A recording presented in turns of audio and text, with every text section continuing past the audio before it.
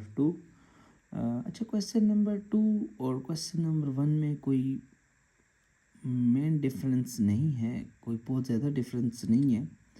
वहाँ पर हमने एक सर्कल के बारे में बात की थी और सर्कल को कंस्ट्रक्ट करके उसका सेंटर लोकेट किया था। यहाँ पर हम एक आर्क के बारे में बात करेंगे। देखें, arc is also a piece of part of the circle. तो जस्ट वहाँ पर हमने एक कंप्लीट सर्कल ड्रॉ किया था। यहाँ पर हम कंप्लीट सर्कल ड्रॉ करने के बजाय just a part of circle को हम ड्रॉ करेंगे। तो चलो लेट्स स्टार्ट। तो हम यहाँ पर अगेन कंपास को किसी भी मेजरमेंट के ऊपर ओपन कर लेंगे और यहाँ पर हम एक आर्क लगा देंगे। अगेन ये आपके जहन में रहे कि यहाँ पर हमें कोई ऐसा कंडीशन गिवन नहीं है कि आर्क की मेजरमेंट कितनी होनी चाहिए। ठीक है, तो हमने इसको अपने अंदाज़े से एक आर्क यहाँ पर बना लिया। ठीक है, तो अब हमने 3 पॉइंट्स, लेकिन अब की बार इनके नेम फिक्स है। एक पॉइंट हम यहाँ पर फॉर एग्ज़ाम्पल मैंने एक्स लोकेट कर दिया। अब एक्स से वाई, वाई से जेड कोई डिस्टेंस जो है वो फिक्स नहीं है, क्वेश्चन में मेंशन नहीं है।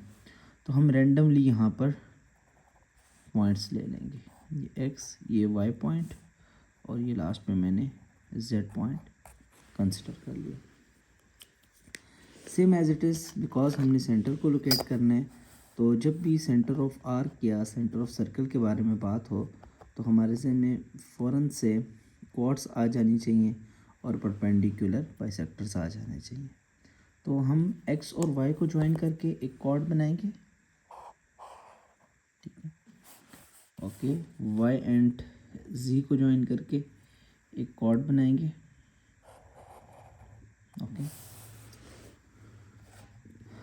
ओके नेक्स्ट, अब हमें सेंटर लोकेट करने के लिए इन दोनों क्वाड्स के परपेंडिकुलर बाइसेक्टर्स चाहिए हैं। तो अगेन सेम प्रोसेस, हम मोर देन हाफ ओपन करेंगे। ये मैंने एक्स और वाई की जो लाइन है, जो कॉर्ड है, उसकी मेजरमेंट से मोर देन हाफ मैंने ओपन कर ली। अब हम एक्स को कंसिडर करेंगे और इस लाइन के एक दोनों साइड के ऊपर हम आर्क्स लगाएंगे। फिर हम इस वाई को कंसिडर करेंगे और यहाँ पर हम आर्क्स लगा देंगे। ठीक है, अब ये जिस पॉइंट के ऊपर दोनों आर्क्स ने एक दूसरे को कट किया है, उनको हम ज्वाइन करेंगे तो हमारे पास एक परपेंडिकुलर बाइसेक्टर बन जाएगा। ठीक है, ये मैंने ज्वाइन किया।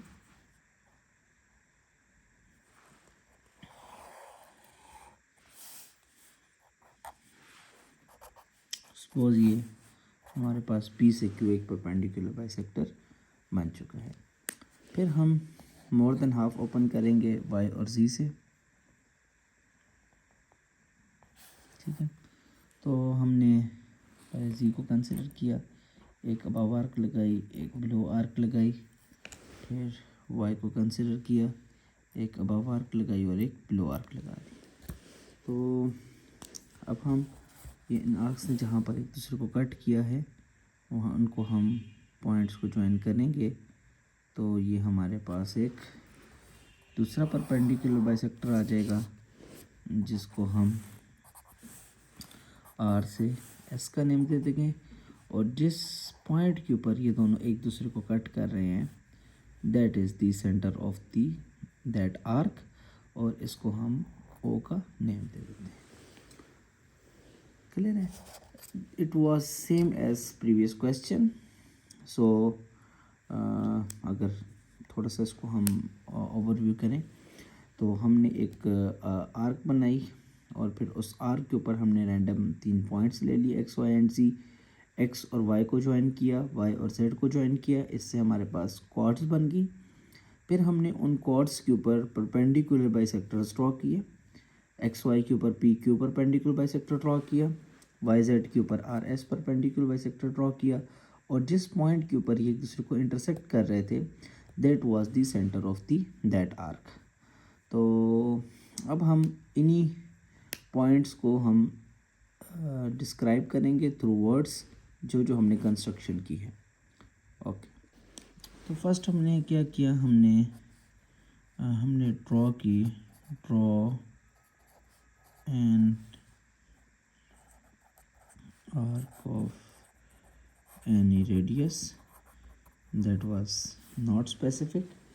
Okay, then we marked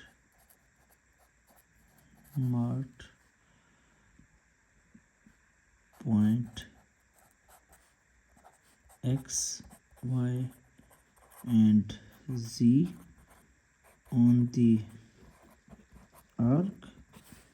then हमने तीसरे नंबर के ऊपर हमने ज्वाइन किया, join x to y and y to z to obtain the chords हमें कौन कौन सी मिली है, हमें एक एक्स वाई कॉर्ड मिली है एंड दूसरी हमें वाई सी कॉर्ड मिली है। फिर चौथे नंबर के ऊपर हमने ड्रॉ परपेंडिकुलर बाइसेक्टर के लिए ये सिंबल भी यूज़ होता है, हम ये सिंबल को यूज़ कर लेते हैं। Draw perpendicular bisectors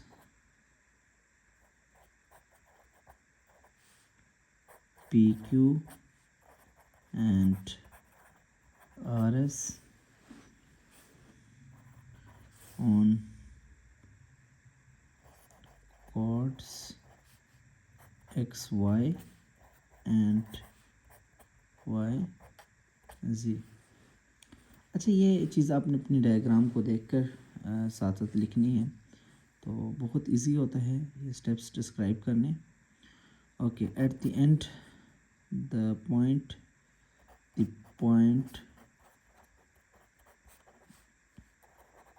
of intersection of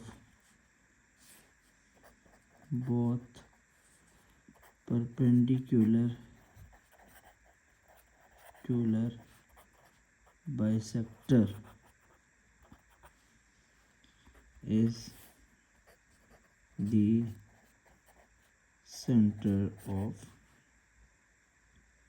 arc।